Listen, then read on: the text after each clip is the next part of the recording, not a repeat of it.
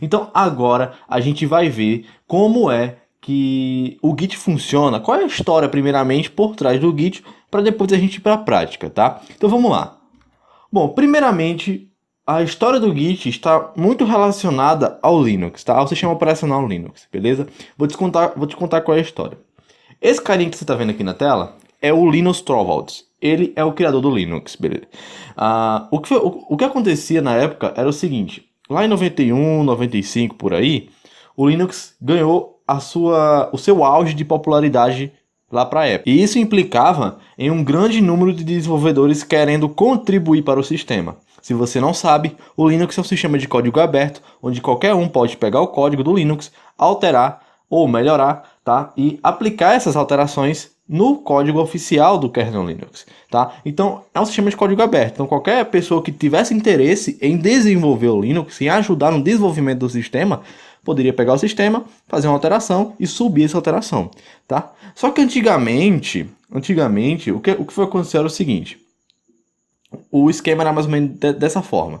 O Linus, que é o criador do Linux, soltava uma versão do Linux aberta, os desenvolvedores baixavam essa versão, alteravam essa versão, enviavam para o Linux, o Linux verificava as alterações que a pessoa fez e aplicava essas alterações dentro da versão oficial do sistema.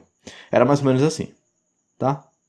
Agora imagine, para aquela época, 300 desenvolvedores mandando mudanças toda hora para o Linux. O Linux tinha que pegar, abrir todas as mudanças, olhar o que foi que ele mudou, olhar se estava tudo correto e subir na versão oficial. Ou seja, muito trabalho, tá? E foi aí que o Linux resolveu colocar o Linux dentro de um sistema de controle de versão. E isso é uma palavra-chave. O Git é um sistema de controle de versão. Só que nessa época ainda não existia o Git, tá? O Linux resolveu subir o Linux em outro sistema de controle de versão, tá? Que não era muito famoso na época, só que era de uma empresa, tá? É uma empresa privada, então ele contratou essa empresa para ficar hospedando o Linux, hospedando o controle de versão do Linux. Assim, isso ajudava muito o Linux a automatizar, tá, as tarefas que ele tinha antes que pegar tudo manualmente, verificar, etc. e aplicar no código original. Agora não. Com o sistema de controle de versão, era tudo, a maior parte desse processo era automatizado. Então o desenvolvedor ia lá, subia as alterações dele para esse sistema de controle de versão e automaticamente o Linux só precisava ver, aprovar e já era aplicado automaticamente no código oficial do Linux.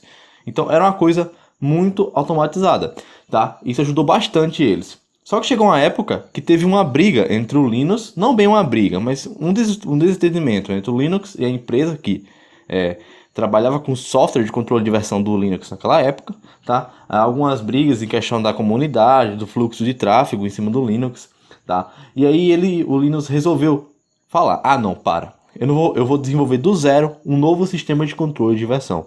E foi aí que saiu o Git, tá? O Git foi criado pelo criador do Linux, o Linus Torvalds, tá? E foi por causa disso, de todos esses problemas que eu falei para você, que o Git foi inventado, tá? Ou seja, como eu já adiantei para você, o Git é um sistema de controle de versão. Eu vou te explicar um pouco mais aqui na prática o que é um sistema de controle de versão. Antes do Git, tá, que foi realmente o software desse tipo que se popularizou, existiam outros anteriormente ao Git, mas não eram populares, tá? Antes do Git, algumas empresas de desenvolvimento, eles tinham lá nos escritórios deles um computador. O computador central, tá? Onde eles salvavam os projetos dele. Sei lá, salvavam um sistema salvavam um sistema de gerenciamento de escola, um sistema operacional, né? Onde a equipe trabalhava em cima desse sistema. E aí, sempre que um funcionário, algum desenvolvedor, quisesse alterar o código desse sistema, aplicar uma nova alteração, eles acessavam por meio da rede aquele computador, puxavam um arquivo, né? E fazia o trabalho dele lá. Só que digamos que nessa equipe tinha 20 desenvolvedores. E aí, todos eles trabalhavam no mesmo projeto.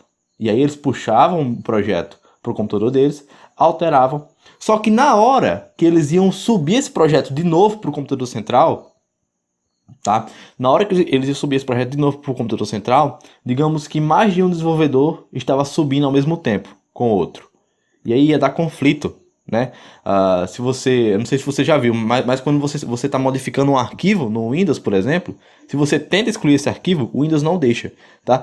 E era uma coisa parecida com essa, né? As alterações de um desenvolvedor sobrescrevia da outro, o arquivo importante sumia, era uma dor de cabeça gigante, tá? E com o Git, esse negócio acabou, tá? O Git é um software que vai controlar todas as versões que forem subidas para um repositório remoto ou um repositório interno. A gente vai entender isso daqui a pouco, o que é um repositório remoto e o que é um repositório interno, tá?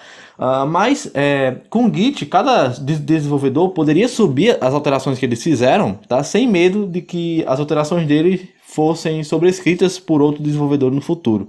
Tá? Então isso ajudou muitas empresas, isso ajudou muitos softwares a serem desenvolvidos, tá? Porque o Git, ele acabava com grande parte da dor de cabeça de trabalhar em equipe, tá? Com o Git, você consegue trabalhar em equipe em tempo real, tá? Ou seja, o seu amigo que desenvolve com você pode abrir o mesmo arquivo ao mesmo tempo do que você, fazer alterações diferentes e você também fazer outras alterações, e ao mesmo tempo vocês podem subir isso para o Git, né? E aí, sem risco das suas alterações serem sobrescritas pelas alterações do seu amigo, etc. Tá? E nesse curso a gente vai aprender a como dominar, tá, o Git. É mais simples do que você imagina, beleza? Então é isso. Já que a gente sabe o que é o Git, já que a gente sabe qual é a história do software, tá?